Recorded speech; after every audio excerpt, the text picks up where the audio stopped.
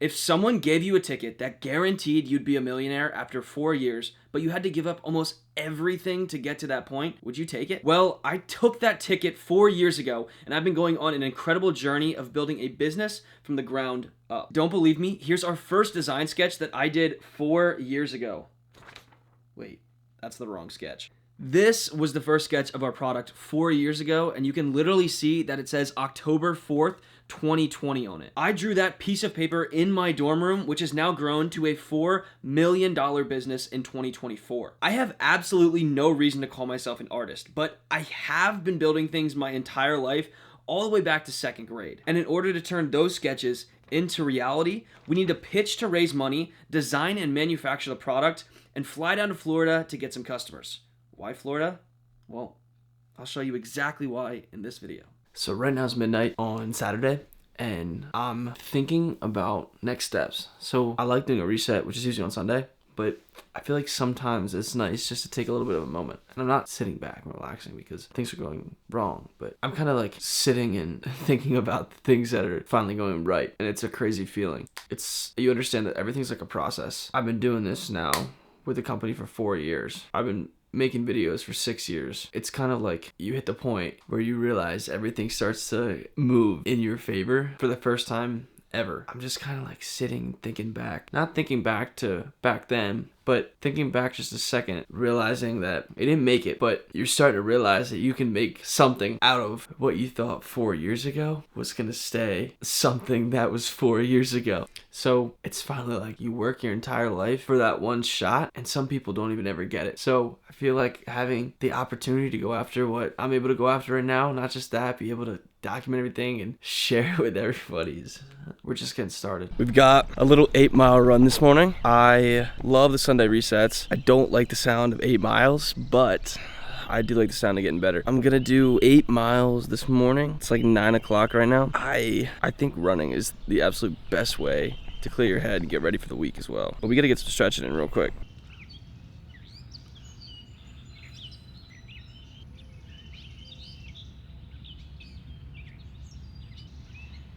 Flying to Florida in 2 days. I think it's a good idea if we run this one on the treadmill. I was gonna say as well too, should I train for a half marathon or something? I actually did one in February with no training. I ran like a 9:12 pace, I think. I'm excited for the week. We're moving to the next stage with our manufacturers and our new prototype, which is really cool because it's been like, again, 4 years in the making. And then I'm flying to Florida for my birthday, and I'm going to stay with my buddies who lives in New York City that I don't really get to see much anymore. So it's gonna be a cool experience there.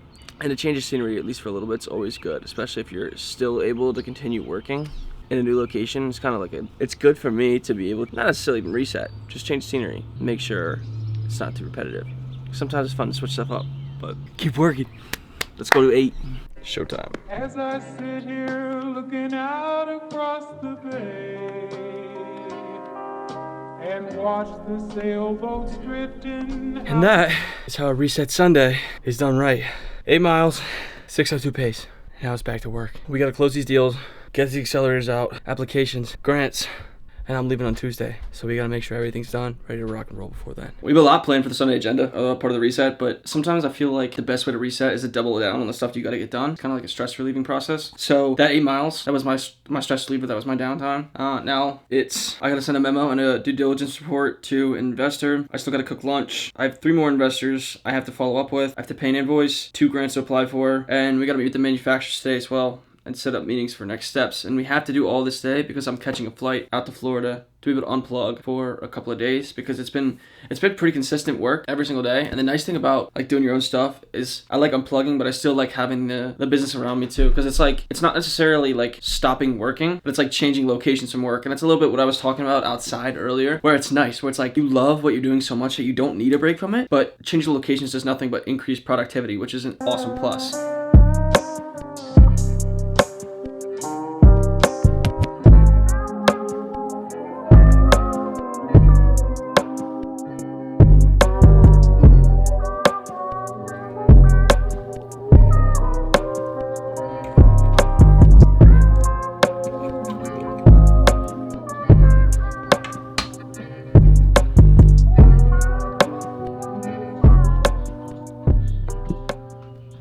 So it's little peanut satay, Thai noodles with white rice, pollo asada marinated chicken for 3 days, and a little bit of honey mustard on top.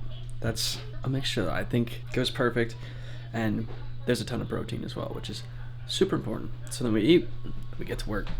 So after the pitch I gave on Friday to that investor, after you pitch for funding, there are some things that you want to do almost immediately after you do the pitch. So the first thing was gauge their interest. So if you get a pretty positive email back from them, it could be two things. Number one, if you're getting email at all, it's pretty cool that they're responding, that you're in an okay spot. But if they say, we're going to do some due diligence and we'll be in touch before they ask for any information, then it's probably an investment they're not interested in, and they're most likely going to ghost you. But if they immediately start asking questions, like industry-related questions or questions that show that you've piqued their interest, then you've got a good shot, at least for diligence, which means they're going to do more background on your company and see if it would be a good fit for their portfolio. And what I was doing for a while, which I realized I don't think is a good idea, is I was sending an entire due diligence report that I had from the competitive landscape, market size, past just the the general pitch deck that I would send over. And I think I realized that's not a good idea, because you're giving them an opportunity to have a flaw in your system. And what that means is you might send something on your due diligence report that they may have never even found out themselves, and that could be a damning factor for them to not want to invest in your company. So obviously when they ask for information, you send them information like the pitch deck. So I send my pitch deck, and I send my one-page synopsis if they want to send it out to other people without sending the full pitch deck. I like including the terms for the round. So we're raising on a safe $1 million at $4 million pre-money valuation cap at a 20% discount, which means safe is a simple agreement for future equity. So you're not putting a valuation on the company because you're just in the earlier stages. So as you raise that capital, you'll be able to convert that into a price to equity round, which means that anybody who invests, it would turn into equity shares. So I include that information. I include the wire documentation. So it's like the two main things that you want to include in terms of closing the deal would be your term sheet and your wire documentation, so they know where to sign and what terms they're signing on to, and then where they got to send the money to, which a lot of people I feel like don't really even know, and I didn't know for the longest time either. So we have the pitch deck. I also like including science, like we're a medical device in the health and wellness space, but we're still a medical device, so I like including the scientific validation behind everything.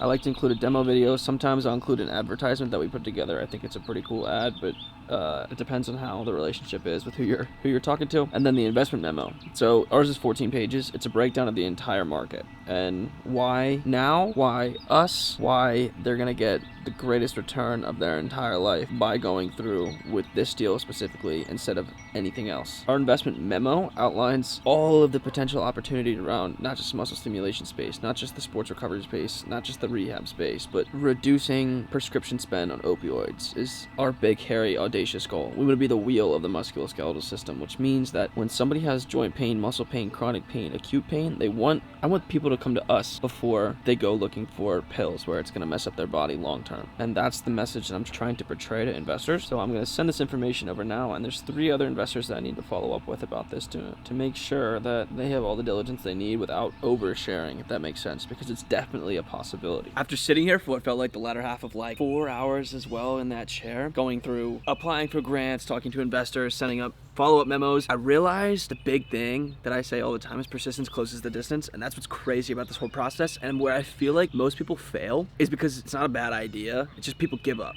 They don't see the light at the end of the tunnel. And the people who are successful with this stuff, you have to be almost like a psychopath in the sense of there's no way that what you're doing is gonna fail, and you just create this reality in your head that the only thing that's gonna happen is you're gonna be successful with what you're doing. And a lot of that comes from outreach. So for the last 2 hours, I've been doing investor outreach, and I put together this like Notion table of angel investors that I had personally figured out how to get in contact with, and I put them in this table and I reached out and I dated everything to make sure. I started this table back in September of 2023, and now we're into May of 2024. I reached out to all these investors. It was like 300 different angel groups, and we had one give us funding. Now we've hit like significant milestones in terms of product development, legal development, financial development, pretty much every single thing that we could have advanced on. And I'm just reaching out to the same angel groups and same angel investors again. Because the one thing that has been nice is they give you the spiel of like, we're not interested right now until you hit more milestones and have more traction. So please come back to us when you have more traction. And I'd always make sure to ask them like what exactly it is that they're looking for, right? So I did all that for all these different groups. I wrote down all the inflection points and milestones they wanted us to be able to hit. So I did it, and I went back and I'm reaching out to the same groups again. And it's cool because they're starting to take our meetings. And these are pretty big angel groups. The one that we got rejected by, we got all the way to the head of the group, which is the biggest in the United States, is the Tech Coast Angels. I mean, you guys can look it up. It's right there. We got to the very head of the board of the Tech Coast Angels, and he was like, yeah, just, you guys aren't there yet. So keep pushing. But these smaller groups is where you get in and you start stacking the bricks and you start getting checks. So it's family and friends, the big players, to close the rounds and really get rocking and rolling. So it's cool because we're starting to get the responses. We weren't even getting responses before, and they're allowing us to open the door. And I mean, you guys saw the pitch the other week too, where the guy was like, I didn't think this would be interesting, but it's interesting. And I think it's a cool testament to what people say, where it's like they're investing in the founder before they invest in the idea. And you just got to be a dog when you're going in and doing it. Like, you got to be so confident in what you have to be more confident in what you say than people are confident in what they think. And that's how you get your first investment, because they're investing in you. And that's what I've realized is the most number one important piece of advice is I've got a gambling problem. I can't stop betting on myself. Early morning Murphs. So it's Murph prep for Labor Day. There was a guy who was part of the U.S. Army, and he passed away on April 29th, 2007. And he used to always train with a vest. So it's, oh my goodness, what did I do? It's a mile, 100 pull-ups, 200 push-ups, 300 air squats, and then another mile. So I did that with a 20-pound vest today, and I'm feeling it. That was at 6:30 this morning. It's 8:30 now. We're getting ready to rock and roll. I'm finishing up the schedule, and I'm also prepping to get ready to go to Florida. The big thing is finalizing the FDA pathway stuff, so I have to do a follow-up with the investors, follow up with the manufacturers, because I haven't heard back yet, and that's really important because this week is like a major inflection point where we have to get this product going. And I'm also meeting with a guy who is out of New Jersey, and apparently New Jersey does these like $250,000 grants, so I'm trying to find a way to see if we can get approval for it, because that would be incredible. It's non-dilutive, which means they take zero equity.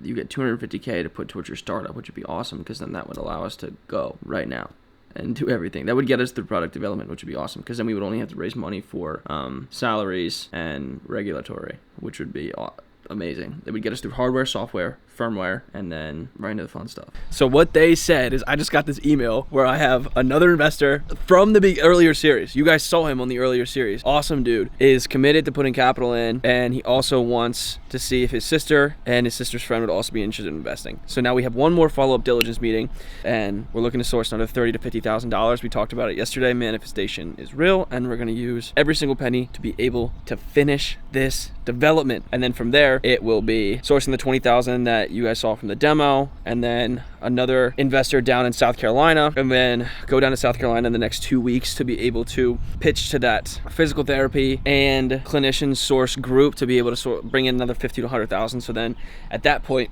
we'd be around $200,000, and then get the grant for $200,000, get into Techstars or Y Combinator, which would be another $100,000 to $350,000. So it's starting to move. Everything's starting to go. But again, it's just, you gotta work your butt off every single day. While I was finalizing that email about the follow-up investment call to bring on that, hopefully, fingers crossed, $50,000, I got a message from LinkedIn from a guy who's a partner at Olas Ventures. Let me see. Los Olas Ventures, a Florida-based early-stage fund that invests in startups in a variety of industries. Our mission is to find outstanding entrepreneurs in non-obvious places and maximize their impact by connecting them to networks of capital, talent, and customers in well-established startup ecosystems. So they're a venture firm. So for you guys who don't know, the venture firms are the ones who have the biggest checks. So this guy could close our round pretty quick. I had sent him a message, and he said, can you provide more context? So I'm gonna see if he responds, but I gotta respond back and pretty much tell him what we're doing. Give them a synopsis of what we're doing. They don't like usually more than, I don't know, like a sentence. So I got to put everything in one sentence that sums up our entire company, mission, what we do. And another really cool thing that happened too is I met this founder. He exited 3 different companies, and him and I are planning on working together. And I met him through just cold LinkedIn outreach. Now we're making a company together as well on the side to make money to fund Lectra while we're raising more money. I also randomly I got this as well. So wow, I did not think they were coming today. This brand called Kiara Eyewear sent me a pair of their glasses. The founder seemed like a really cool guy. I love the look of the glasses. They have like an old-timey European aesthetic. They're scratch proof, like bend proof. Whoa, I don't know, I think they look really good. There we go. Perfect for going to Florida too, because I had just broken my glasses, my other pair of sunglasses last night. So but these look awesome. Let's roll.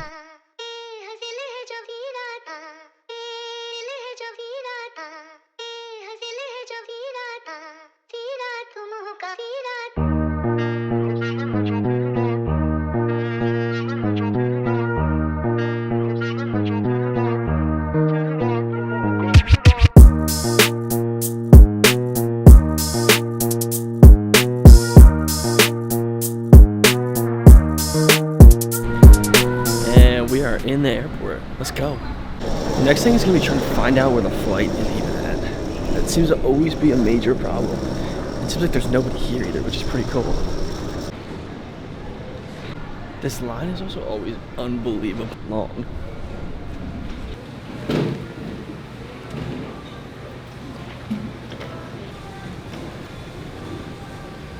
So I got put in the last group too, which means that I have an extra 15 minutes of sitting here waiting, and I probably am gonna have to end up checking this bag as well, which sucks. So, because we have a layover, and every single time I layover and I check a bag, it gets lost. So we'll see what happens. Dang, I have to check it now. Alright, so I just checked it, and I'm realizing it's honestly probably a good thing, because now I don't have to worry about it, especially because we have a layover too, which is pretty sick. Morning, how are you? Thank you. Ready to rock and roll.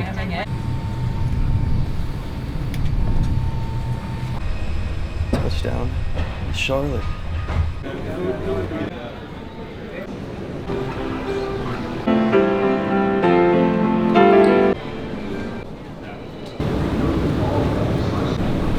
This airport is huge. So I made it to the terminal in one piece. Historically known for missing flights, missing gates, and a combination of both, especially with losing bags too. So knowing we're in the right spot, 25 minutes, right spot, right time, let's go. But the thing that does suck is once we do get there, it's 3 hours in the airport of waiting. So I'm probably just gonna wait over here. Flight number 2. And I think it's only an hour and 50 minutes or 59 minutes, so we're almost there. Let's go. All right, so we just landed in Palm Beach. I've been doing some work.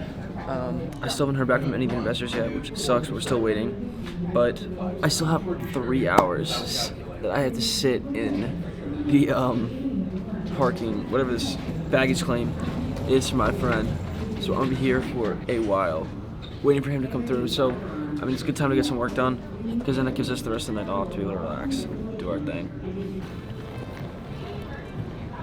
He said he was down at the baggage claim, and I was like, there's no way. I'm literally at the baggage claim, so I don't know where he's at. What up? Dude, you went to the bathroom before you got your bag? What's going on, dude? How are you? Good to see you. How you doing? Dude, I was getting nervous when it started raining. I was like, dang, is he gonna have some problems trying to land? You wanna say what's up? Alright, we made it. I got in super late last night, so I almost immediately crashed. And then this morning we had a regulatory meeting, so I'm talking to somebody about how compliant we are with these CPT codes, which is current procedural techniques, I'm pretty sure. So when you use a product in healthcare, if it does a specific thing, there's codes that it falls under. That means it was reimbursable by insurance. So we're making sure that we're, number 1, effective, number 2, increasing patient outcomes, but number 3, there's specific codes that want to fall under for insurance. And I know what codes and how much we get reimbursed, but I'm making sure that we're compliant with all of the terms and conditions, and that is so annoying. Of HIPAA too, which pretty much means that we're dotting our I's, crossing our T's from medical professionals and procedures and stuff, and a lot of people try and cut corners, and that's where problems start, and I'm not trying to do that. I'm trying to help people. Like, that's why I started the company, and we're a business too, so we have to make sure that we're making money. So it's gonna be a dog fight, but good thing is I got pretty good aim. So we officially just got a response from the investors. They want to set up a finalized meeting with, he brought on 4 other people that want to invest as well, to see if we can close even higher than 50K. And we're setting it up for next Thursday, which is extremely exciting. So right now, we're gonna celebrate and go play a little pickleball. So he's getting that all set up now. And I got all the pickleball fits set up, ready to rock and roll. Oh, with the speaker as well? Yeah. Sweet. It's only my downloaded songs that are right now.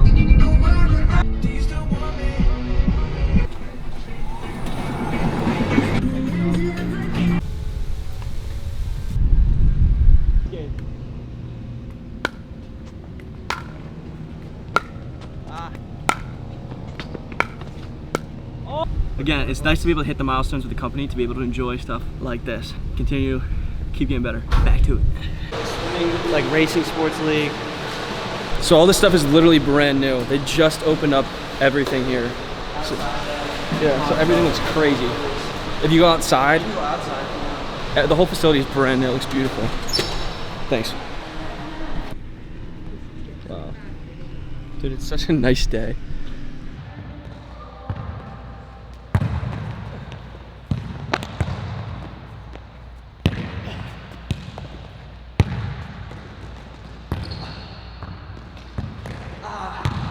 All right, so let me see if I can touch the backboard. I always say I'm more athletic than Derek. Derek thinks he's more athletic than me. So we're gonna see if he can jump higher.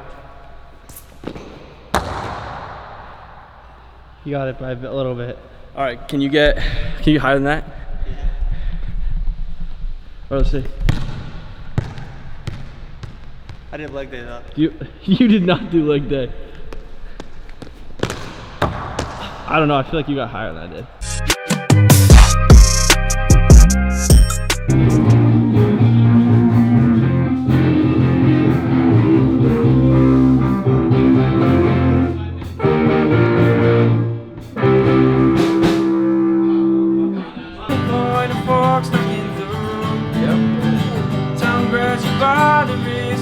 That's what I was going to say, but not go to the full seat.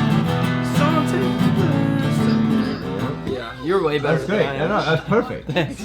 No, because at first I thought you were going to switch to do the G and the real C. Had a little jam session. And then it's Back to D work. minor D. Lift the hinge. All of the products are exposed, so they're easy to pull out. I see. This one assumes some like wireless charging is within the case for those pods. And then the tape layout is right next to it, so you can just pop that out as well. Mm-hmm. Lift the hinge. All of the products are exposed, so they're easy to pull out. This one assumes some like wireless charging is within the case for those pods. And then the tape layout is right next to it, so you can just pop that out as well. That second one is pretty similar, but it's more of like a tube. I see this one like being really easy to like throw to a gym bag type of thing. So it's actually the exact same, just now the form factor has changed and layout of where everything is slightly different. I think it'd be like the cool branding we could do on the side would be interesting. It also doesn't have to be like a perfect circle. It could be like, actually it makes sense for it to be hemispherical in some fashion, so you could like set it down on a desk or something. Even though we took all of our ideas into finished designs, I got a customer in Florida that I totally forgot to record, and I'm terrible at singing. I realized that in this entire process, whatever process you're going through in your journey in life is a roller coaster. The ups and downs, the twists and turns, and unexpected moments that are going to take your breath away. And that's what both of our journeys are about. Yes, I'm talking directly to you. So don't forget to scream with excitement on this roller coaster of a journey, because we're in this together. I also can't believe how bright it is outside. Where are my sunglasses? You know what?